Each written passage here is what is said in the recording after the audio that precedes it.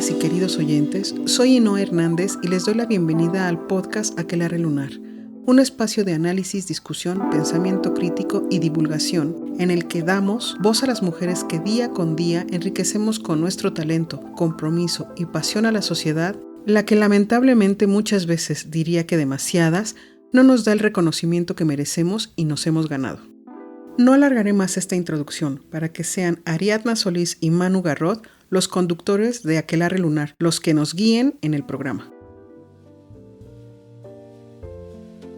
Hola, bienvenidas y bienvenidos a un episodio más de Aquelarre Lunar. ¿Cómo estás, Manuel? Muy bien, como siempre. La verdad es que vengo feliz a hacer esto. Me encanta. Muchas gracias. Gracias a ti y a Marcela. Claro que sí, con nosotros está Marcela Latapí. ¿Cómo estás, Marcela? Muy bien, muchas gracias, Ariadna. Muy buenas tardes.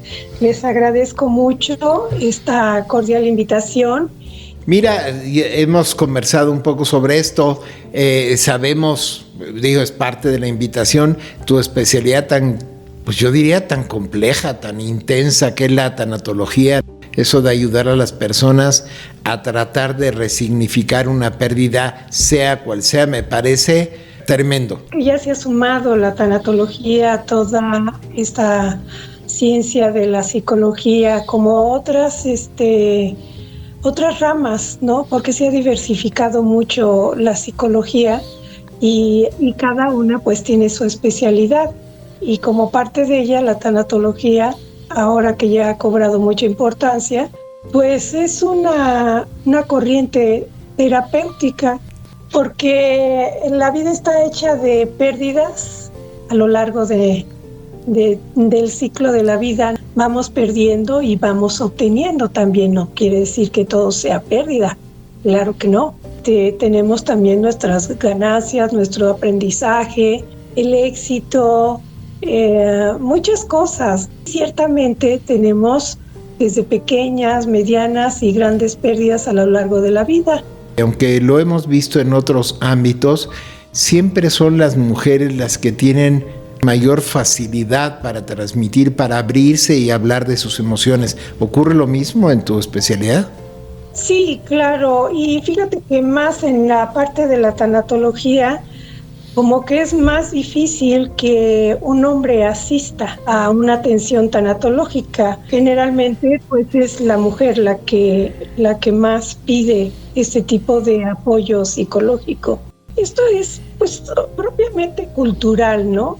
Porque a las personas, sobre todo al género masculino, se le ha educado en este sentido de no demostrar sus emociones. Los niños no lloran, aguántese, usted es muy macho, y todas esas creencias que han hecho que ellos repriman sus emociones. Y la mujer, pues ante esa exposición que tiene, que las mujeres lloramos con mayor facilidad, de que hablamos más de nuestras emociones, pues es más fácil que una mujer asista a cualquier tipo de atención psicológica que un hombre.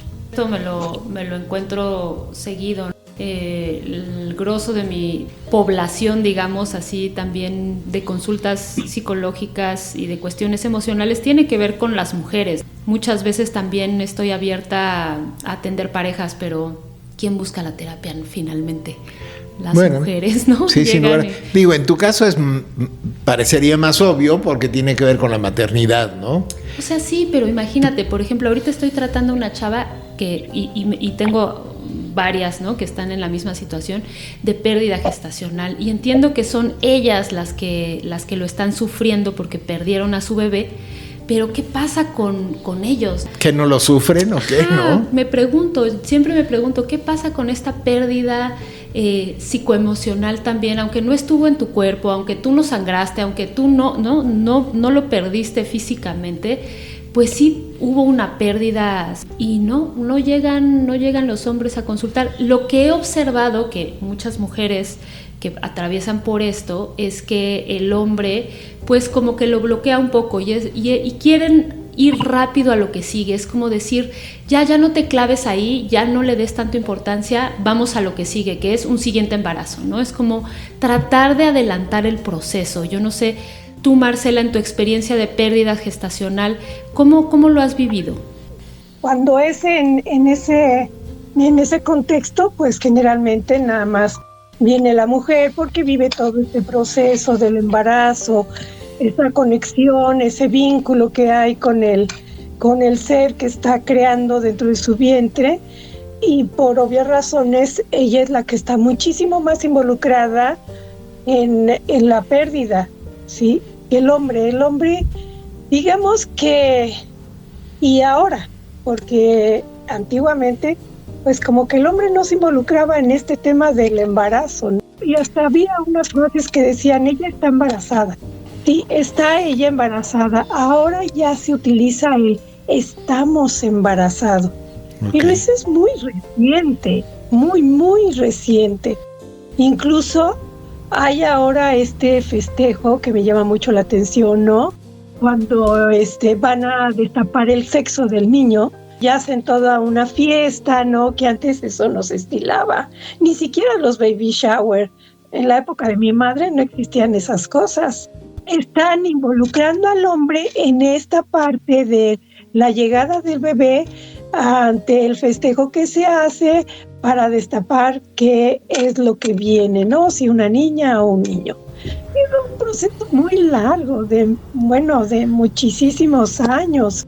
Y hasta ahora es cuando se ve el que realmente el hombre tiene una participación más activa en este tema. Incluso los cursos psicoprofilácticos, ¿no? Que involucran al papá, los ejercicios que se les da. Pero la población que está involucrada en ese aspecto sigue siendo muy pequeña. Sí, claro. Me da la sensación de que esto que mencionas de hacer una fiesta, se involucran los hombres más por presunción y por una cuestión social que por una emoción más profunda de lo que significa traer una vida al mundo. Eso es lo que yo veo, ¿no? Pues quién sabe, mira, yo no me atrevería a hacer una generalización así tan contundente, sino pues depende de la persona, depende de la pareja, de la relación que tengan, de la comunicación que tengan. No podemos ser tan contundentes en decir el hombre simplemente lo hace por una presunción social. Okay. Depende del tipo de relación que tenga la pareja, de la comunicación que tengan, de cómo se dio ese embarazo, si fue deseado o no deseado, de muchísimos aspectos para que el hombre, hablando de él en esta parte de la paternidad, se sienta muy involucrado en ese sentido. Yo te voy a hablar a título personal. Yo tengo un mes de ser abuela, y realmente yo veía a mi hijo cómo estaba de emocionado ante la llegada de su primer hijo. Y todo lo que él se involucró, o sea, el involucrarse viene desde yo voy con ella al ginecólogo, asisto a que se le hagan los ultrasonidos, veo mi bebé, me quedo con las fotos y los estudios que me dan, de las imágenes del bebé, cómo va desarrollándose dentro del vientre materno. Todo depende de cómo es la relación de pareja. Claro, pero me parece evidente que en este caso es un hombre cercano a su pareja, o sea, que realmente está involucrado. Y qué maravilla, ¿no? Y felicidades por tu abuelez. Sí, es padrísimo. Dicen que es una etapa increíble, así. Todas las mujeres que conozco que llegan a ser abuelas llegan vueltas locas. ¿Cómo lo has vivido tú? La verdad ha sido muy bonito el tener un nieto y verlo crecer y todo lo que me mandan, porque no viven cerca de mí. Pero cuando están lejos, pues me mandan videos, llamadas, y veo cómo va creciendo el bebé, ¿no? Es muy bonito, causa una gran ilusión, y sobre todo verlo, hablando de mi hijo, verlo. Él me decía un día, dice, ay mamá, yo decía, no quiero tener hijos, pero ha sido lo más bonito que me ha pasado en la vida. Y bueno, tira baba por su hijo. Y todo depende, ¿no? de cómo se dé esa relación, de cómo conciban ese bebé. Y bueno, de esa forma van a interactuar en lo que venga a razón de ese embarazo. Si volvemos a esta parte de las pérdidas perinatales, pues cuando un bebé nace fallecido o fallece al poco tiempo, pues sí, es un golpe muy fuerte para la madre, sobre todo la madre, por todo lo que conlleva desde el punto de vista biológico, si hablamos de la parte hormonal, cómo el cuerpo va respondiendo ante el proceso de desarrollo de ese bebé, la conexión que hay con ese niño, cosa que el hombre es difícil que lo pueda entender. ¿Por qué? Pues por obvias razones, porque no tiene a un ser dentro de sí mismo, ¿sí? Él es un espectador, él está viendo la evolución y sí tiene constancia a través de los estudios de imagenología y todo eso, sí, claro, pero no lo vive, no vive sus patadas, no vive sus inquietudes, todo lo que la mamá siente conforme el bebé se va manifestando. En definitiva, claro que es un tema, ¿no? O sea, el hecho de que las mujeres sean las más involucradas en el embarazo, pues sí, son obvias las razones. Creo que también existe como una parte social, sí, real, en donde los hombres no se involucraban mucho y como tú dices, últimamente ya se vive desde otro lugar y ha sido un proceso que es bastante reciente, que estamos hablando del siglo pasado, que apenas empezaron a involucrar. Realmente en la psicoprofilaxis fue el primero que empezó a traer a los varones, ¿no? A involucrarlos en los cursos de psicoprofilaxis y de ahí, bueno, para abajo, pero realmente también hay una cuestión ahí que siento que es totalmente mental de los hombres y que tiene que ver con cómo transitan y viven también sus emociones, ¿no? Pero yo me pregunto siempre, ¿cómo sería si estas mujeres que están sufriendo esta pérdida perinatal vienen a consulta con sus parejas? ¿Cómo sería eso? No sé, hace ratito nos decías que el grosso de tu población o de la población que te consulta son mujeres. ¿Cómo es el proceso? ¿Ellas buscan la atención? ¿Son remitidas? ¿Qué pasa con el resto de la familia? ¿Cómo es la atención? Mira, voy a regresar un tantito para atrás. Por ejemplo, cuando yo tengo una paciente que llega por pérdida perinatal o de un hijo, ¿sí? Por la razón que tú quieras, porque es muy determinante cómo se dio esa pérdida. Es todo un tema grande de explicar. Cuando ella llega, yo a la siguiente consulta le pido de favor que venga con su esposo, porque necesito que él entienda qué es lo que le pasa a ella. Que él entienda, porque los hombres son muy concretos, ¿sí? Hay que entender que los hombres y que a las mujeres, cómo les cuesta trabajo entender esta parte en donde los hombres piensan, sienten y actúan totalmente diferente a nosotros. Y entonces las mujeres se frustran porque no responden de la misma manera. Obviamente no. Tienen una forma de procesar las emociones completamente distinta. Los hombres, cuando tienen un problema de dolor, de pérdida, generalmente sí lloran, ahora lloran más, pero también hay otra emoción que es la que predomina mucho en ellos, que es el coraje, ¿sí? Los hombres se enojan, las mujeres lloramos. Y el hombre se aísla, inverna, no quiere, no interactúa. La mujer siente que la abandona, que ya no la quiere. No, es que necesita estar invernando frente al televisor y con el control en la mano, cambiando de canal, sin ver nada, porque así son ellos. Nosotros las mujeres lo que queremos es hablar, que nos apoyen, que nos escuchen.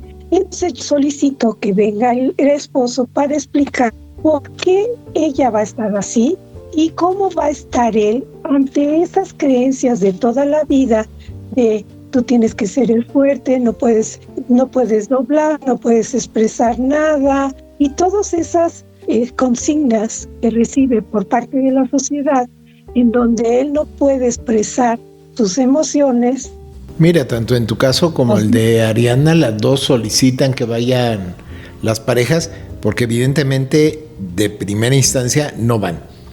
Y ya diste tu explicación, ¿no? Ellos quieren aislarse, quieren hibernar, dijiste, ¿no? Y las mujeres acuden porque quieren comunicar, transmitir, liberarse de esos sentimientos. Sí, ser escuchadas, entendidas.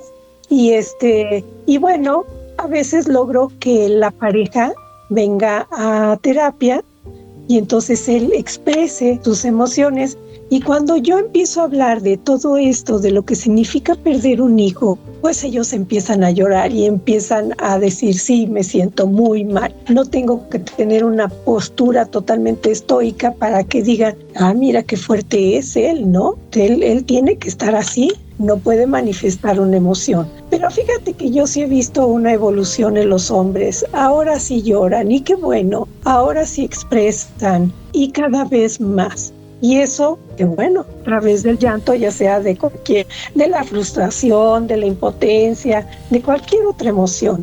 Me decía Ariana de cuál era el proceso de ingreso en una institución con un psiquiátrico. Los hospitales psiquiátricos pertenecen a la Secretaría de Salud y como todo hospital de cualquier atención médica, ya sea un hospital general, un materno, un infantil, pues hay un proceso en donde primero el paciente acude a su clínica, a su centro de salud, lo valora el médico general y el médico general hace la referencia a trabajo social, en este caso del hospital donde yo estoy. Acude el paciente con la referencia del centro de salud y lo ve trabajo social.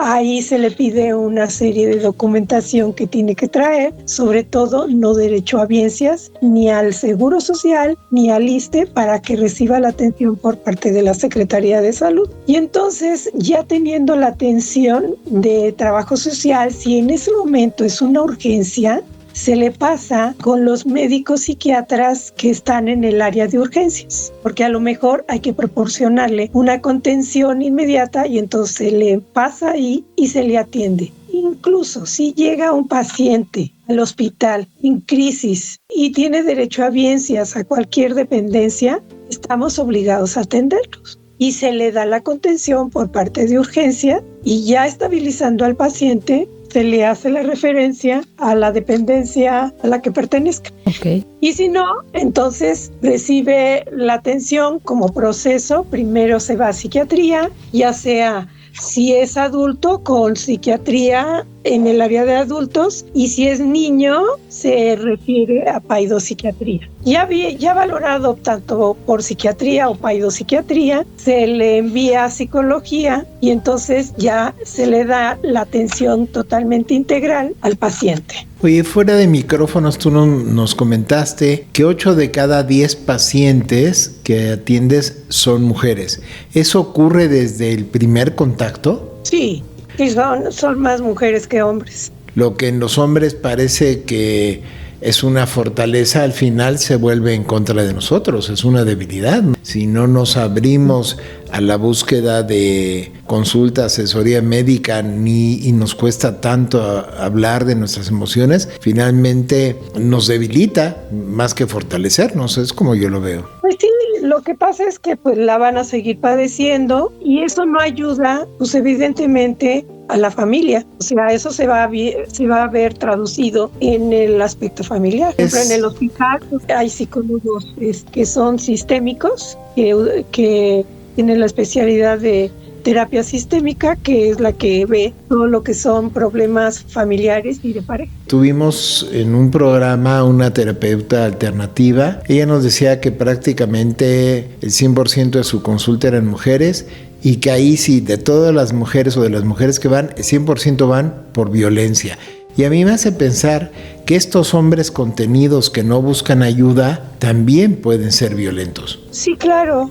porque si tiene problemas de ansiedad o de depresión, pues se tornan violentos, irascibles, y esto afecta a la dinámica familiar. Sí, totalmente. Y la dinámica familiar es muy importante. Entender también, ¿no? Que si un miembro de la familia no está bien, todo el sistema completo se desestabiliza, ¿no? Sí. Justamente yo. Pero sí va en aumento, o sea, sí tenemos mayor población de mujeres, pero creo que cada vez esas consignas sociales, ¿no? De que yo no me puedo mostrar vulnerable, ni mostrar una debilidad, porque yo soy hombre y tengo que sostenerme como con un machismo, ¿no? Propio de todas las creencias. Yo no puedo mostrarme débil ante nadie. Ahora, me imagino que esos hombres que ahora acuden con más frecuencia, bueno, estoy suponiendo, son hombres jóvenes. Sí. Claro, sí, son las nuevas generaciones. Ciertamente, sí, son personas que ya los ves desde los 40 y tantos, 30 y tantos, los muchachos de 20 y tantos que también acuden pues por diferentes razones al hospital. Puede ser problemas de adicción, puede ser por trastorno de ansiedad sobre todo, pero sí, los jóvenes ya tienen esa apertura de querer tener una asistencia psicológica, incluso psiquiátrica. Sí, es no súper importante que sí haya este cambio, ¿no? social, y me parece fundamental que las generaciones, porque te estás refiriendo como a, pues sí, a los millennials, ¿no? Como de, a lo mejor más hacia, sí, exacto, ¿no? Como los 30, 40, principios de los 40, o más jóvenes, ¿no? Y esto creo que es algo que han logrado hacer poco a poco, haciendo un cambio de mindset, ¿no? Cambiar de raíz, que no sea tanta preocupación verse vulnerables. Porque justamente lo que yo me doy cuenta con las mujeres que están pasando por una pérdida es que también me dicen, ay, justo me gustaría verlo, no verlo vulnerable, pero saber qué es lo que está sintiendo, ¿no? O sea, cómo se está sintiendo. Y eso me ayuda más que esta actitud de fortaleza que muchas veces se puede sentir como decir, bueno, necesitas a alguien fuerte si tú estás sufriendo, tú como mujer estás sufriendo, entonces tu pareja se mantiene fuerte para sostenerles a ambos. Pero estas mujeres, más allá de necesitar ese soporte tan fuerte, tan inquebrantable, están buscando saber cómo se sienten para identificarse en algunas cosas y decir, bueno, yo me siento muy mal, pero saber que él también lo está pasando mal, pues me hace sentir como que no estoy sola, ¿no? La fortaleza muchas veces no les ayuda tanto. Sí, fíjate que Víctor Frank, el que desarrolló la tercera escuela de psicoterapia, él decía que para ir a terapia se necesita mucho valor. O sea, las personas que acuden realmente a un proceso de crecimiento, un proceso terapéutico, el hecho de confrontarse consigo mismo o consigo misma y aceptar mis partes no tan buenas, se requiere de mucho valor, de verdad, sí. Y hay personas que pues dicen, no, yo estoy bien, no necesito ninguna ayuda, pues es una conducta evitativa, ¿no? No quieren realmente confrontarse consigo mismos y iniciar un proceso de crecimiento, ¿no? De cambio. Hay que ser valientes para entrar a terapia. Totalmente, y también para acercarse a la tanatología, ¿no? Porque siento que en el momento en que se toma la decisión de acercarse con el tanatólogo, la tanatóloga, es como aceptar la pérdida, aceptar, ¿no? lo que está pasando, y les cuesta mucho trabajo llegar ahí. Yo quería preguntarte, Marcela, ¿cómo te fuiste dirigiendo hacia la tanatología? Bueno, yo estoy en esto desde hace más de 20 años. Yo me hice tanatóloga por mi papá y por mi hermana. Mi papá fallece. Yo nunca había tenido una pérdida importante en mi vida. Yo tenía 38 años cuando mi padre fallece y verdaderamente para mí fue muy difícil el haber perdido a mi papá. Él era médico y sufrió mucho para morir, pero hecho para morir. Murió en el centro médico y yo veía la cantidad de intervenciones que le hicieron a él para supuestamente pudiera seguir viviendo. Entonces yo observaba todo ese panorama en donde mi padre estaba insertado por todos lados, tenía agujas, tubos y demás, y él sufriendo, y yo decía, esto no es normal. ¿Cómo es posible, nada más por lógica kantiana, que piensen que va a vivir cuando todos sus órganos están dañados? O sea, no acabo de entender esa parte. Y me acuerdo que un día estaba ahí un cura que iba a rezar algo a todos los enfermos en terapia intensiva, y me acuerdo que me puse enfrente de él. Yo no era tanatóloga, no, en ese tiempo todavía la tanatología estaba más que en pañales. Había muy pocas personas, solamente el doctor Reyes Huiría había sido maestro de Kubler-Ross en Estados Unidos y empezó a traer la tanatología. Era un psiquiatra especialista en suicidio y fue el que fundó la Asociación Mexicana de Tanatología, y se juntaba con unos cuantos médicos que empezaron a creer en él y en el sufrimiento de los pacientes ante el afán de los médicos de cumplir con ese mandato de que tiene que vivir porque tiene que vivir a como dé lugar, así lo dejen como Santo Cristo. Cuando se ve que ya no hay alternativa alguna, ¿no? Entonces yo decía, es que no puedo creer que se le siga haciendo tantas cosas a mi padre, que esté sufriendo tanto, cuando nada más de observarlo te das cuenta que no tiene ninguna posibilidad de vivir, ¿sí? Lo que ahora se hace con los pacientes que están en una situación similar, que entra todo el equipo de paliativista para darle nada más la atención al paciente en que no sufra. Ahí está el algólogo, el anestesiólogo, el paliativista, el tanatólogo, todos apoyando tanto al paciente a su bien morir como a la familia. Entonces mi papá muere y mi hermana también tenía cáncer y empieza a tener una larga agonía, pero en esta ocasión el oncólogo tuvo la atinada decisión de que cuando ya estaba desahuciada le dijo a mi cuñado, llévesela a su casa, ya no hay más que hacer, y le mandaban precisamente un algólogo para que le pusiera los medicamentos para que sufriera lo menos. Y sí, ciertamente mi hermana murió en su casa y no como mi padre, insertado por todos lados en el hospital siglo XXI. Yo vivía en Pachuca en aquel entonces. Un día pasé por el Colegio de Medicina y leí un anuncio que decía un taller de tanatología de 3 días con valor curricular en donde se trataba el tema de la muerte. Yo dije, ¿es en serio? Yo no sabía que existía eso. No había la divulgación que hay ahora. Y entonces tomé ese taller de 3 días y me quedé enamorada de me quedé asombrada de cómo se puede ver la muerte un poquito menos fea e ir entendiendo qué es esto de morir. Ese taller fue por parte del Instituto Mexicano de Tanatología y lo dio un abogado, Manuel Manzano, una extraordinaria persona, y verdaderamente dije, wow, esto quiero profundizar. Y de ahí le empecé a estudiar y a meterme a toda esta parte de la tanatología. Qué bonita historia, además qué conmovedor. O sea, sí, creo que muchas personas que se dedican a la tanatología han pasado por un proceso como el que describes. Digo, yo atravesé también por un proceso así, no me dedico a la tanatología, pero qué importante ha sido para ti, cómo te ha marcado la muerte de tu padre y de tu hermana, y cómo a muchos médicos también les ha pasado esto, y ojalá que se acerquen a la tanatología como tú lo hiciste. Es triste que la tanatología esté, ¿no?, como tan en pañales. Yo tuve la ventaja en los 90s de crecer con el doctor Federico Rebolledo, un gran tanatólogo que yo siendo adolescente pues hice conciencia de esto, ¿no? Y acompañó a bien morir a varios de mis familiares, y creo que es una gran fortuna. O sea, a mí me parece muy afortunada la familia que logra transitar una historia como la que acabas de narrar tú, pero acompañada de un tanatólogo o una tanatóloga. Me parece extraordinario.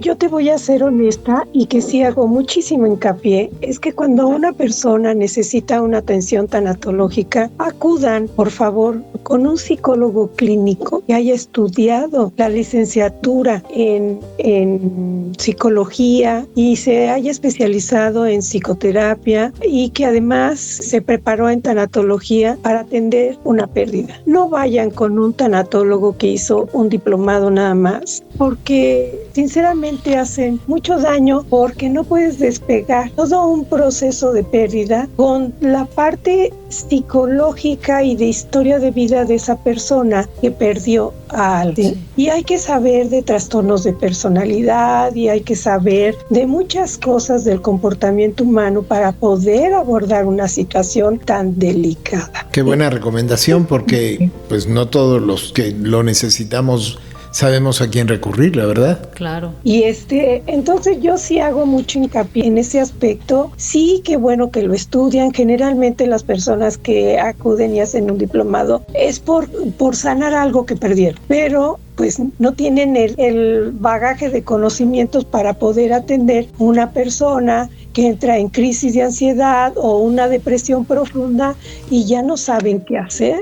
Si voy a atender un paciente, yo veo muchas mamás por pérdidas de suicidio de sus hijos. ¿Cómo van a atender ese tema? No tienen los elementos, no los tienen. Entonces hay que saber qué pasa ante la pérdida de un hijo por suicidio o porque se lo mataron o por sobredosis. Hay que saberle. Totalmente, es un tema súper delicado, como en todas las ramas, ¿no? Igual si vas a buscar a un médico, pues de preferencia que sea un médico certificado y estudiado, ¿no? Obviamente. Claro, lo que un pasa especialista. Es que, ¿no? Pero aquí estamos hablando de temas tan delicados como los que está mencionando Marcela. Es tan delgadita la línea, ¿no? El límite ahí de lo delicado, que me parece súper importante saber con quién y dónde y cuándo y cómo, ¿no?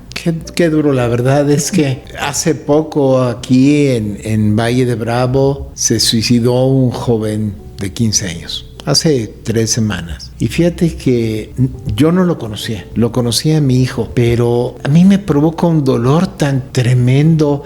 Es dolor, es miedo. También tengo un hijo adolescente, ¿no? O sea, mencionaste 3 cosas: sobredosis, asesinato y suicidio. Es todos los días, desgraciadamente. Qué fuerte, no sabía lo del chavo que se suicidó. Porque además te voy a decir una cosa, los jóvenes se ven involucrados en temas muy difíciles y que obviamente no van a salir bien de esas situaciones. Sobre todo, bueno, que estamos con este tema del narcomenudeo y simplemente que sean nada más consumidores, pero siempre están en un riesgo. Entonces hay que ver esta parte de las adicciones y todo lo que provocan las adicciones en los jóvenes. Pues sí, hay muchas cosas que ver en esto. Entonces por eso hago esa puntual recomendación, que siempre acudan con una persona que realmente tiene todo ese conocimiento para poder apoyarlos y darles una adecuada atención. Totalmente, es una gran recomendación, Marcela. Te agradezco muchísimo que lo hayas mencionado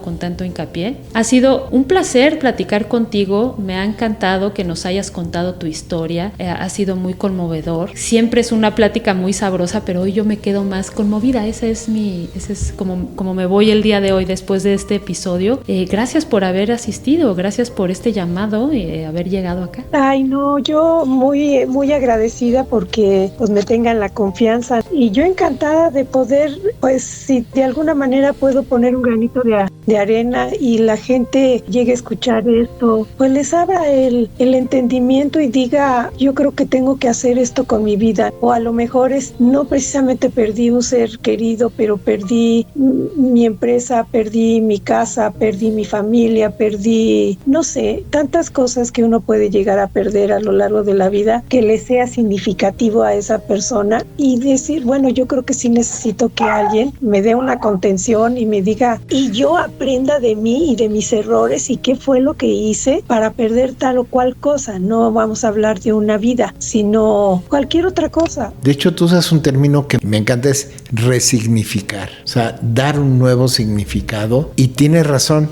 todos hemos perdido y vamos a perder. En algún momento vamos a perder nuestra vida, ¿no? Pues de verdad, muchísimas gracias, Marcela. La verdad es que siempre es un placer hablar contigo. Ya le había dicho yo a Ariadna que además tienes una voz y una manera de hablar que genera mucha tranquilidad, al menos a mí. Qué bueno, me da muchísimo gusto. Muchísimas gracias, Marcela. Pues estamos en comunicación y a todas nuestros escuchas, pues un placer habernos encontrado nuevamente en este Aquelarre Lunar. Esperamos vernos muy pronto con una invitada más.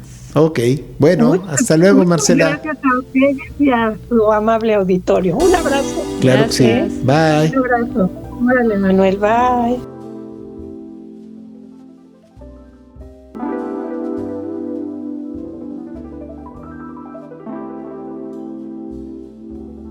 Todo el equipo que participamos en la realización de Aquelarre Lunar les damos las gracias por acompañarnos, invitándolos a escuchar nuestra próxima emisión y si les gustó, a recomendarnos, ayudándonos a crear una onda expansiva que lleve la voz de nuestras invitadas a quienes trabajan activamente para construir una sociedad más justa e igualitaria. Nos escuchamos en el próximo Aquelarre Lunar. Le agradecemos al Espacio Odisea en Valle de Bravo, Estado de México, el facilitarnos un espacio para la grabación del programa.